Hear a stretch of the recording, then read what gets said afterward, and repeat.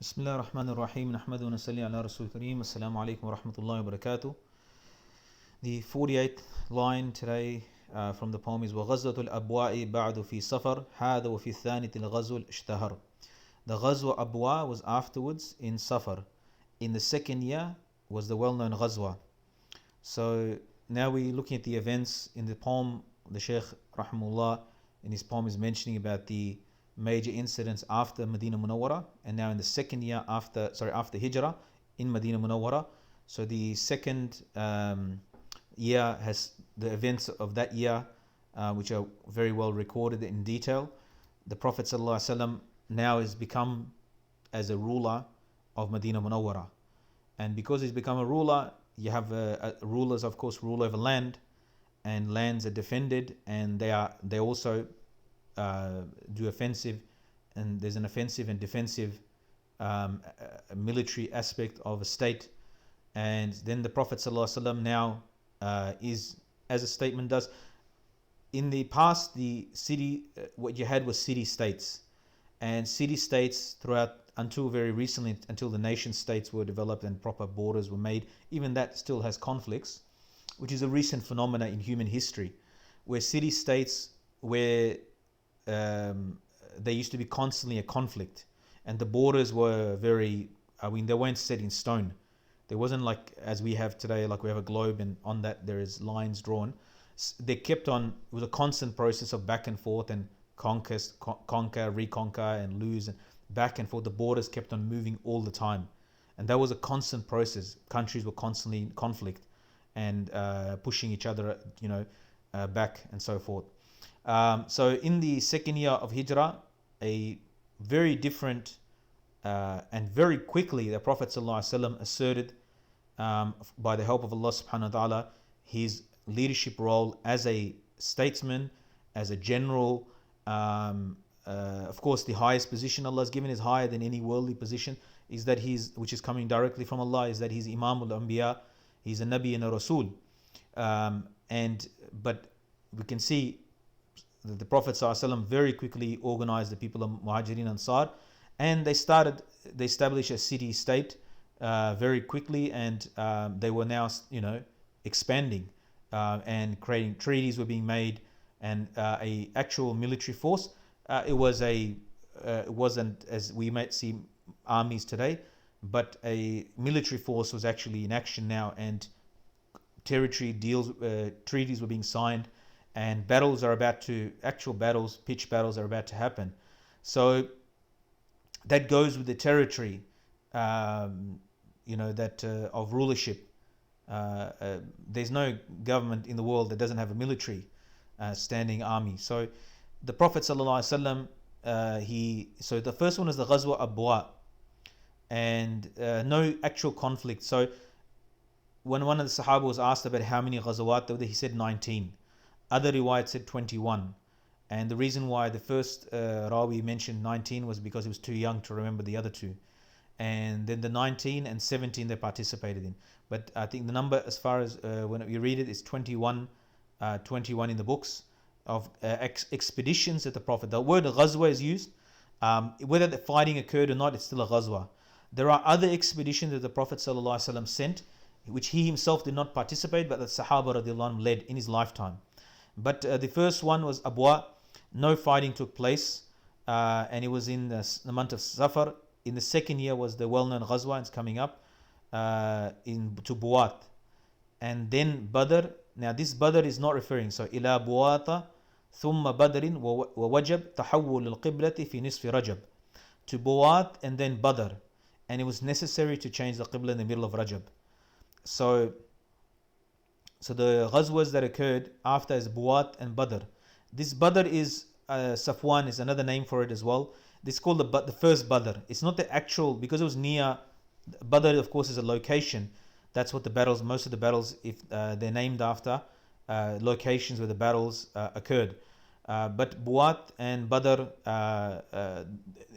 in all these expeditions of the Ghazwas of Rasulullah SAW, one thing to understand is that the Ghazwas of Rasulullah SAW were taught. Imam Zayn Abidin rahmatullahi alayhi, the Prophet's great grandson, he said that we were made to memorize the battles of Rasulullah, the ghazwas of Rasulullah SAW, like we were made to memorize the Quran. Now, subhanAllah, if you look at it, how much effort is made for a hafiz to become a hafiz of the Quran. They were instructed, taught by their family. And this is specifically Imam Zayn al-Abidin is very interesting because this is the Prophet's family. So he's talking about the people that were closest to Rasulullah SAW, the family. They were taught and trained, or their children were made to learn about all the battles of Rasulullah SAW. Now, there's many things that we teach, but if you see the seerah, other than the Quran itself, nothing else has got more emphasis than things. So many other narrations attribute to different Sahaba, children, grandchildren. Where one of the Sahaba said, one of the descendants of Sahaba, or the great grandson, we were taught the Ghazawat when we were taught about it, when we were taught about it,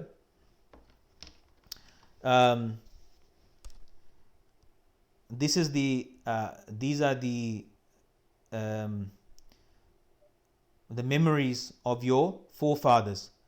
So don't waste them, and remember them, memorize them. So this is very important for Muslims today, that they have to actually learn. Because that's the ultimate example of sacrifice, where a person faces the enemy with his bare chest and faces the enemy ready to die and give his life for Allah subhanahu. He stands before the enemy and for the sake of Allah. Those things that were done, those ghazawat, is the reason we're Muslims. So it has to be imprinted in the Muslim mind that deen came through great sacrifice and struggle. It didn't come through just giving information and just teaching. People gave up their lives. Those memories have to be kept. That's why I mentioned before, Zubayr bin al-Awwam radiallahu anhu, one of the 10 Sahabas promised Jannah, he named his children after the shuhada, the shaheeds of Sahaba radiallahu anhu, the other Sahaba who became shaheed. They kept those memories alive so that we appreciate and know and we never forget the sacrifices that were made for us to be Muslim. So don't waste that memory. Don't waste that. Remember it, memorize it, and teach your children. Imam Zayn al-Abidin, as I mentioned before, he said we were taught it like we taught the Quran. So that's a legacy of Islam. That's not something we feel ashamed of and so forth. I mean, people will accuse Muslims today of they'll call Rasulullah SAW a warlord. Yes, our Prophet SAW was a general. He was a soldier. He fought. That's not something as Muslims we're ashamed of. We're proud of that. Because of that, we're Muslims. If he didn't take that stance and he didn't make the statement, and that was on the order of Allah subhanahu wa ta'ala. So we're the beneficiaries of all these ghazwas. So it may, in today's very PC world, this is something that might not be praised or considered, oh, we don't need to talk about it. No, we do need to talk about it. It's part of our history. It's not something we're ashamed of as Muslims. This is our legacy of our Prophet ﷺ. It's the inheritance of our Prophet.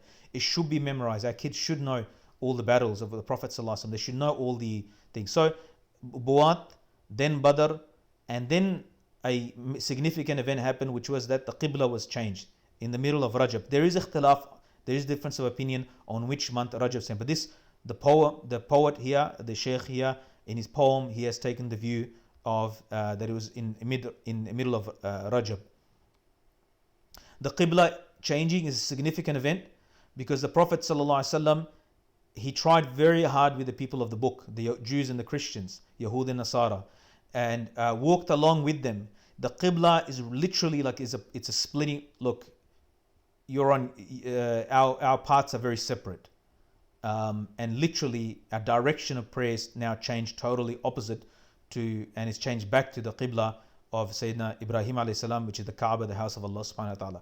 That we can't. Allah subhanahu wa ta'ala could have made it that their Qibla, that we face the same Qibla to come to be more. And Rasulullah made a lot of effort with the people of the book, especially Medina Munawwara. He's been there now for more than a year, and he tried to reach out, but there's a limit to reach out. There's a limit to how much so Allah subhanahu wa ta'ala explicitly, and the Rasulullah was bothered because in Makkah he used to pray with the Kaaba in front of him, in direction of the Kaaba and Masjid al-Aqsa.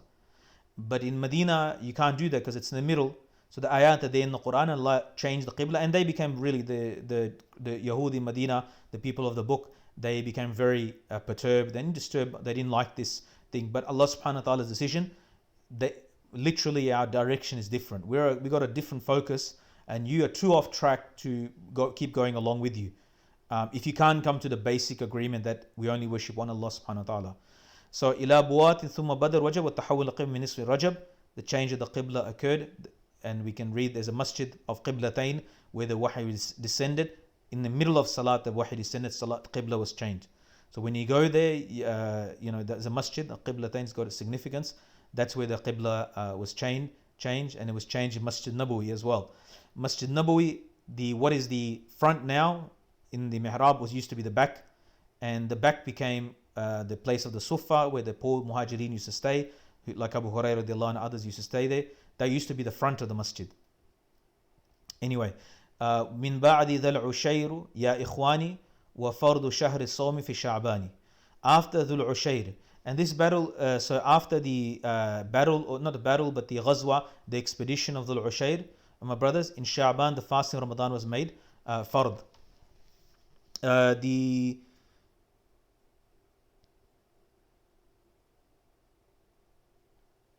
So Ushayr has got many names. It's known as Ushayra, and Ushayra.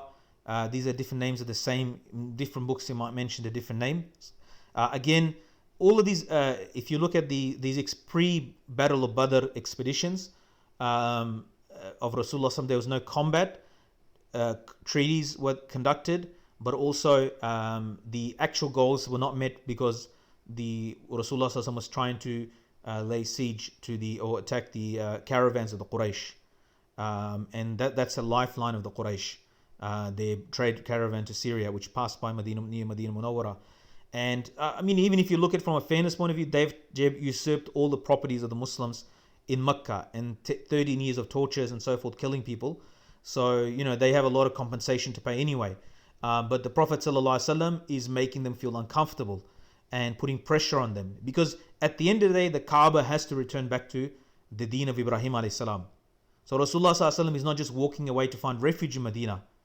This is very, very obvious. Straight away, the next phase has started. Rasulullah SAW is not backing down, and now we found a peaceful place. We can live here and they can live there. No, the house of Allah, sacrilege is being done at the house of Allah subhanahu wa ta'ala, the Kaaba. Idols are there. This is not going to be tolerated. This has to be cleaned out on the order of Allah. It will be cleaned out, and it was cleaned out until now. So this is something that so Rasulullah SAW, he didn't hold back. Islam has to spread in Arabia and throughout the whole world. So the Prophet ﷺ adopted this stance by the order of Allah subhanahu wa ta'ala. And in Sha'ban, the fasting of Ramadan was made fard. So the Qibla was changed, and then the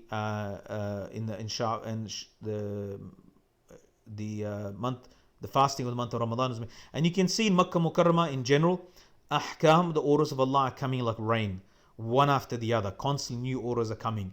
So the deen that we take for granted now, Ramadan, Salat, all these things, the details, what we take as normal, actually were coming like they were being revealed on a constant basis. Ahkam, constantly basis. Because if you look at the detailed ahkam, they're really coming in Medina Munawwara. And if you see the narrations and so forth, the details and so forth, ahkam, hijab, segregation, all these things are coming in Makkah Mukarramah. So the whole structure is being built up in a very short amount of time. 10 years is a short amount of time, but a complete deen. Rasulullah SAW transmitted the complete deen that Allah subhanahu wa ta'ala wanted for humanity till Qiyamah, till the Day of Judgment. So in Sha'ban, the Ghazwa Ushayr happened, and also fasting was made in Ramadan. In Sha'ban was made compulsory for Ramadan. So may Allah subhanahu wa ta'ala give us understanding and tawfiq, and make us appreciate the ghazwat and the ahkam. Alhamdulillah, we're in the month of Ramadan. So that hukam from that time until now, from the second year of Hijrah until now, every year for the last 141 years, Alhamdulillah, 39 years, we've been practicing, because the second year, so Hijrah. So we've been practicing that since that time until now, Alhamdulillah, as an ummah. And also the ghazawat of the Prophet ﷺ, we need to take note of each one, read about it in detail books, teach it to our children, make sure they know. It's imprinted in their mind that this is something has to be memorized we memorized as the Imam Zain al-Abidin rahmallah said, we were made to learn it like we were made to memorize the Quran. So it's extremely significant that the ghazawat of the Prophet ﷺ, the expeditions, whether battle took place in it or not, this is the movement of hidayah, and through that sacrifice of Rasulullah SAW, that he took risks with his own life, with his own person, sallallahu alaihi wasallam. Those are the sacrifices, those are the expedition which established deen and strengthened deen, and because of that we're Muslims today. May Allah subhanahu, and this is the honor and the memory and the legacy of the Prophet sallallahu alaihi wasallam and the Sahaba. As a Sahabi, the Tabi'i said to us, this is the memory of your forefathers, the honor of you. This is the honor of the Muslims. It's something that we're proud of. May Allah give us understanding and tawfiq. Wassalamu alaikum wa rahmatullahi wa barakatuh.